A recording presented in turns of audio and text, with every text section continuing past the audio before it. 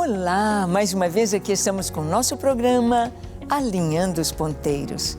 Isto mesmo, estamos com uma série de programas sobre o livro de Atos dos Apóstolos. Queremos caminhar versículo por versículo dentro deste livro maravilhoso, vendo a história da igreja, vendo como tudo começou, como a igreja cristã surgiu. Isto mesmo. Estaremos vendo sobre a atuação do Espírito Santo, como é fundamental o Espírito Santo na história da igreja, no decorrer dos anos, até os nossos dias e até a vinda de Jesus. No programa de hoje, conversaremos sobre o Espírito Santo e o surgimento da igreja, como teve o ápice, como teve o nascer, o surgir, o registrar em todo o mundo o nascimento da igreja cristã. Venha conosco, nos acompanhando nas Escrituras, pois o programa Alinhando os Ponteiros já começou.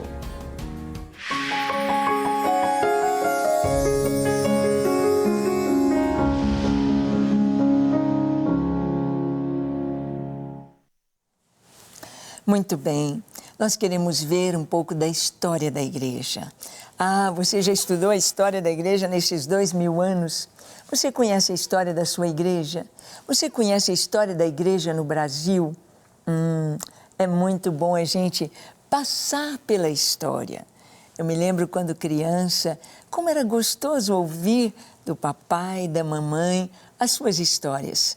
As histórias deles como crianças, as histórias deles como adolescentes, como jovens, como eles se conheceram, como começaram a namorar, como se casaram, como foi a trajetória deles nos primeiros anos de casados, onde moraram, a chegada dos filhos. Tudo isso traz raízes, traz um peso tão especial para nós de nos sentirmos na terra, de nos sentirmos parte de uma grande e linda história. E como cristãos, como crentes, nós precisamos conhecer a nossa história. Quando surgiu a igreja? Em que momento a igreja foi registrada na história da humanidade? Vamos ver como que foi marcada a história da igreja na festa de Pentecostes. Pentecostes e a descida do Espírito Santo. Abra sua Bíblia em Atos capítulo 2, vamos ler do verso 1 ao 4. Diz assim: E cumprindo-se o dia de Pentecostes, estavam todos reunidos no mesmo lugar. E de repente veio do céu um som como de um vento veemente e impetuoso e encheu toda a casa em que estavam assentados. E foram vistas por eles línguas repartidas como que de fogo, as quais pousaram sobre cada um deles. E todos foram cheios do Espírito Santo e começaram a falar noutras línguas, conforme o Espírito Santo lhes concedia que falassem. Esta é a palavra de Deus, nos mostrando aqui a descida do Espírito Santo. E cumprindo-se o dia de Pentecostes. É tão lindo saber que Deus não faz as coisas de uma maneira aleatória. Deus não faz as coisas de uma maneira assim, para os cocos, vamos ver o que vai dar, vamos como um jogo de dados. Absolutamente. Há um planejamento. Há um planejamento e um cumprimento de todo aquele planejamento, daquilo que foi proposto. Nós vamos ver que lá no Antigo Testamento, lá quando Moisés tirou o povo de Israel do Egito e parou durante 2 anos ao pé do Monte Horebe, nas colinas do Sinai, ali na Arábia, não no Egito, mas na Arábia, como nos diz a carta aos Gálatas. O povo para ali durante 2 anos, para quê? Para construir o tabernáculo. 2 anos. tudo de ouro, de prata, de pedras preciosas, de pedras de ônix, de diamante, de rubi, de esmeraldas, as roupas dos sacerdotes em linho fino, em azul, bordados em estofo, todo o tabernáculo, a arca, o candelabro, a menorá, a mesa dos pães da proposição, o altar de incenso, o altar do holocausto, o altar de bronze, a pia de bronze, tudo feito de acordo com um modelo, tudo feito com medidas, tudo feito por homens capacitados pelo Espírito Santo. Porque é assim a obra de Deus. Ele tem um modelo lá no céu. Ele tem a direção para aquilo que temos de fazer. E é tão lindo quando nós obedecemos, porque Ele faz infinitamente mais, além de tudo que pedimos ou pensamos. Ele faz de uma maneira gloriosa. Ah, como é lindo servir o Senhor! Como é lindo deixar o Espírito Santo nos capacitar para fazer a sua obra. Porque sua obra é perfeita, nós somos apenas instrumentos. Ali estavam os discípulos, 120 homens, mulheres, ali estavam famílias, ali estavam todos aguardando a promessa do Pai. E o que eles estavam fazendo? Estavam orando, estavam buscando ao Senhor, dizendo: Deus, manda o teu Espírito. Deus, estamos prontos para cumprir a tua vontade, o teu chamado, dá-nos o teu Espírito Santo. Deus, aqui estamos obedecendo a palavra de Jesus. Será que você pode dizer isso também? Será que você pode dizer: Deus, eis-me aqui em tua presença. Eu quero aguardar a vinda de Jesus, aguardar em santidade, aguardar que o Senhor me capacite para que enquanto eu aqui estiver e aguardando a tua vinda, eu possa ser fiel, eu possa cumprir o teu chamado, eu possa fazer a tua vontade. Eis-me aqui, me encha com teu Espírito Santo, me capacite para fazer a tua vontade. Há pouco tempo eu estive ali na África e que coisa tão linda ver a obra do Senhor através das nossas vidas, chegando às nações, chegando ao mundo. Estivemos ali em Uganda e vendo ali os Gideões, visitando aquele orfanato, 180 crianças, Gideões mirins, mas 120 dessas crianças são surdas. Isso mesmo, todas se comunicando por libras, pelos sinais. Gideões mirins, crianças que oram a Deus com sinais, oram com seu coração. Nosso coração se enche de lágrimas, de alegria de ver que Deus nos usa para fazer sua vontade. Que lindo chegar ali em Burundi e ali na cidade de Gatumba, a primeira cidade que estivemos em 2010, junto com a nossa filha Suzy. Ali estivemos, era um pequeno grupo de mulheres, talvez tivesse umas 12 pessoas reunidas a primeira vez que ali estivemos, junto com 2 pastores congoleses, pastor Etiba e o pastor Ebongia e o pastor Kitia. Então, quando estivemos ali, aquele grupinho, e agora voltamos, a igreja lotada, mais de 100 pastores ali estiveram presentes. Que coisa tão linda! Podemos ver a atuação do Senhor, podemos ver Deus agindo, podemos ver os Gideões mirins, aquelas mulheres Gideãs mirins com a coreografia tão linda, apresentando ali a saída do povo do Egito, a travessia do Mar Vermelho, num lindo coral. Nosso coração se alegra, o seu coração deve se alegrar com o que Deus está fazendo através da sua vida, através da mensagem que você tem vivido e que você tem levado. Sim, Deus faz o cronograma, Deus estabelece o tempo, Deus capacita, Deus enche com o seu Espírito Santo, como foi em Pentecostes. Ah, você quer saber como foi o primeiro culto da igreja? Foi um culto ao ar livre, e foi um culto internacional. Ao ar livre e com tradução simultânea em várias línguas, ninguém, nenhum estrangeiro que estava ali em Jerusalém no dia de Pentecostes ficou sem receber a mensagem do Evangelho na sua língua. Vamos ver? Atos 2, de 5 a 11, lemos assim: E em Jerusalém estavam habitando judeus, varões religiosos de todas as nações que estão debaixo do céu. E correndo aquela voz, ajuntou-se uma multidão e estava confusa, porque cada um os ouvia falar na sua própria língua. E logo todos pasmavam e se maravilhavam, dizendo uns aos outros: Pois que? Não são galileus todos esses homens que estão falando? Como, pois, os ouvimos, cada um na nossa própria língua em que somos nascidos?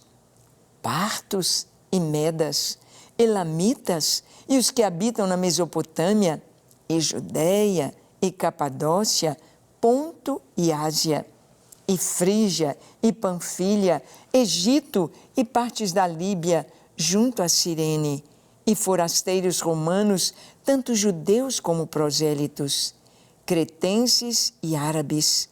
Todos os temos ouvido em nossas próprias línguas falar das grandezas de Deus. Uau! Este foi o primeiro culto da igreja, um culto ao ar livre. E sabe, nós vamos ver mais para frente que foram cerca de 3.000 batismos no primeiro culto. No primeiro culto. Muita gente diz: eu não gosto de igreja grande, não. Eu gosto de igreja pequena, porque para Deus as igrejas têm que ser pequenas. Mas você se assusta que o primeiro culto da igreja teve 3.000 batismos. Imagina esses 120 irmãos, crianças, adolescentes, jovens, adultos, velhos, cheios do Espírito Santo, falando das grandezas de Deus. Oh Deus, Tu és tão grande, maravilhoso, Tu enviaste Teu Filho, Jesus, para dar a sua vida em nosso lugar. Tu nos destes a salvação. E eles iam falando no poder do Espírito, em inglês, francês, espanhol, em russo, em alemão, em polonês, em norueguês, em tantas línguas. Estas línguas aqui mencionadas, aqui tem pelo menos 13 nações. Judeus, prosélitos, judeus que estavam ali habitando em Jerusalém. Medos, partos da Mesopotâmia, Judeia, Capadócia, Ponto, Ásia, Bitínia, Panfilha, Frígia, Líbia, Cirene, tantos lugares, ao ar livre e um culto internacional. Deus quer que a sua palavra chegue a toda a terra, chegue a todos os povos, de todas as línguas, de todos os idiomas. Deus quer que nós levemos assim a sua palavra. E nós vamos ver que quando aquele povo recebeu a palavra, quando eles ouviram, era algo tão maravilhoso, houve uma repercussão desse mover do Espírito Santo. Neste primeiro culto sobrenatural, olha o que a palavra de Deus nos diz no verso 12 e 13 de Atos capítulo 2. E todos se maravilhavam e estavam suspensos, dizendo uns para os outros: que quer isto dizer? E outros zombavam, dizendo: estão cheios de mosto. A repercussão. Onde o Espírito Santo chega, tem de ter resposta. Tem de ter gente que vai entender, gente que vai aceitar, gente que vai ser transformada, gente que vai mudar de vida, gente que vai se tornar um com Cristo no Espírito Santo. Mas vai ter gente que vai zombar, vai ter gente que vai debochar, vai ter gente que vai criticar. Tanta gente hoje critica a igreja, critica os pastores, critica o povo de Deus.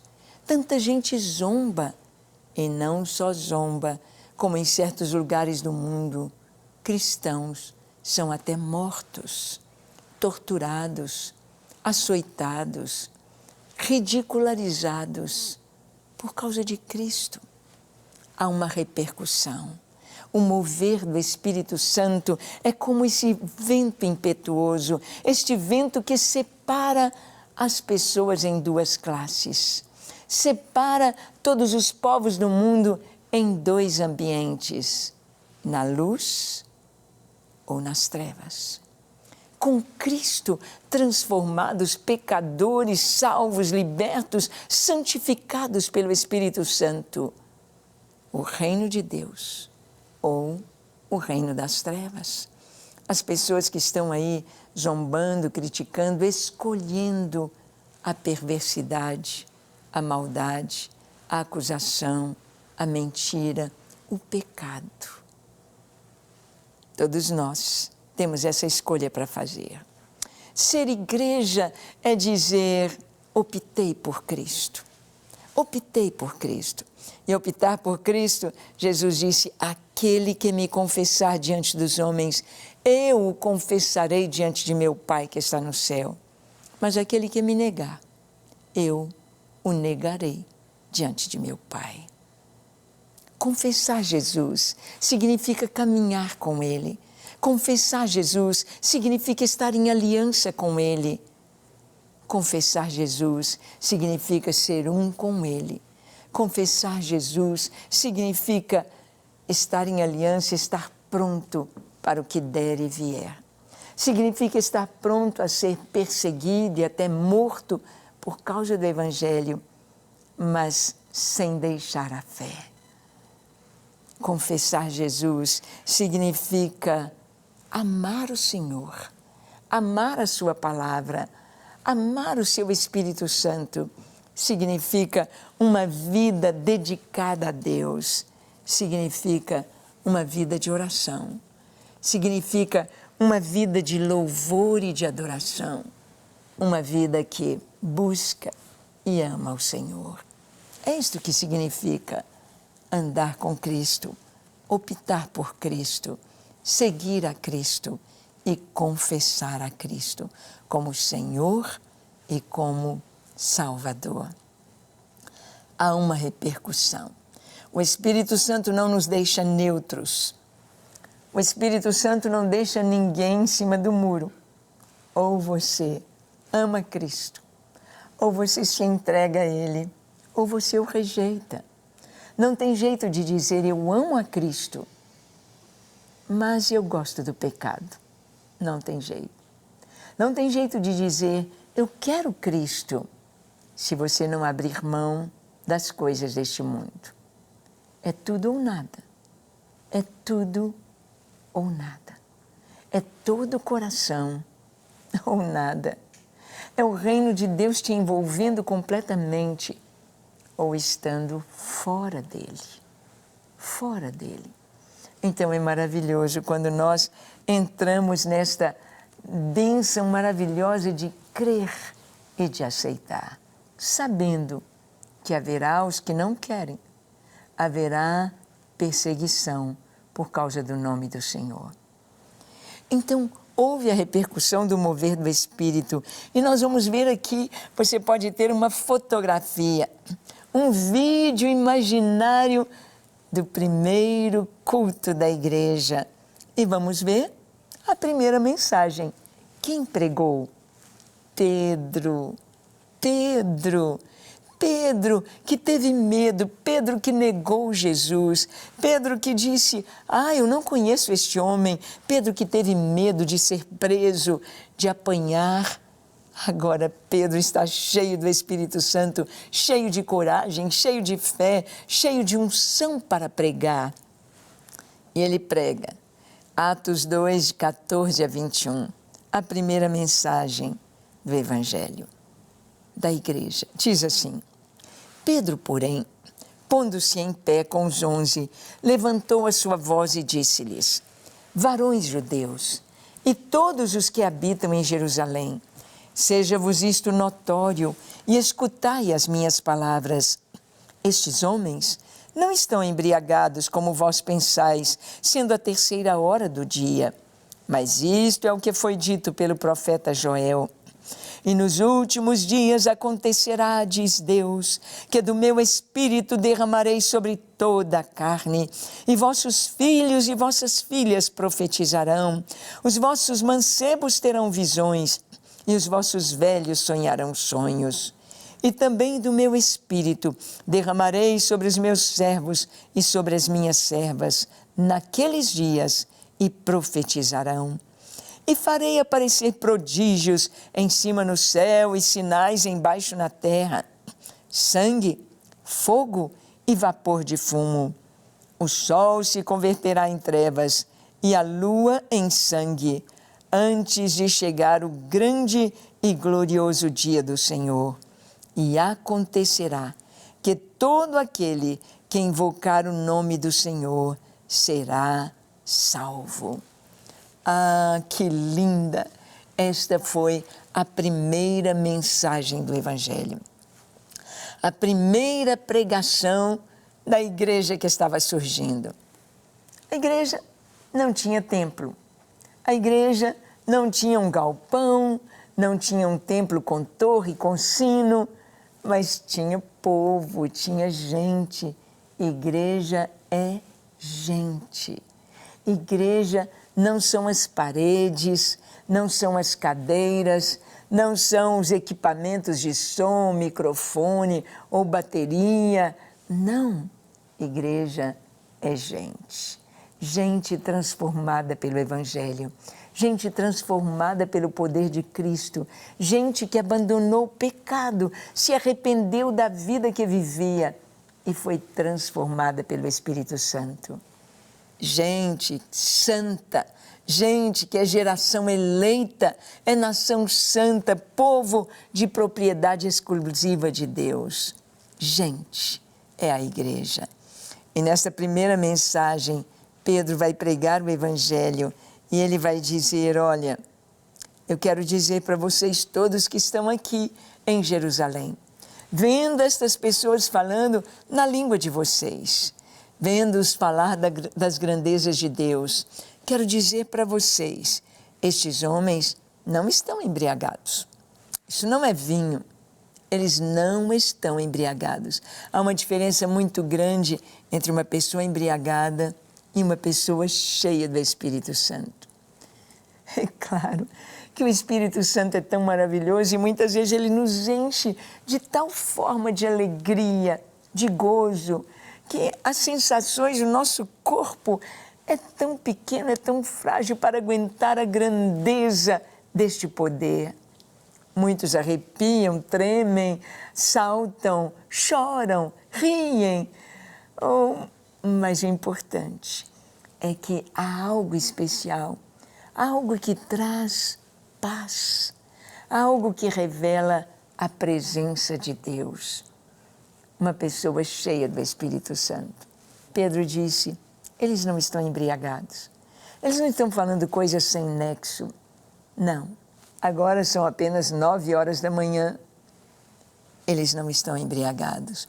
Mas isto que vocês estão vendo e ouvindo é o cumprimento das Escrituras.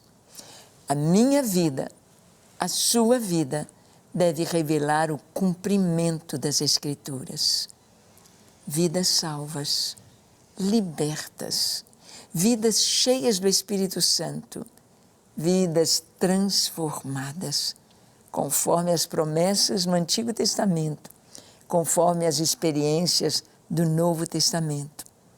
Vidas transformadas pelo Espírito Santo, trazendo a obra da cruz, o sangue de Jesus aplicado em nosso coração, nos dando perdão e vida nova.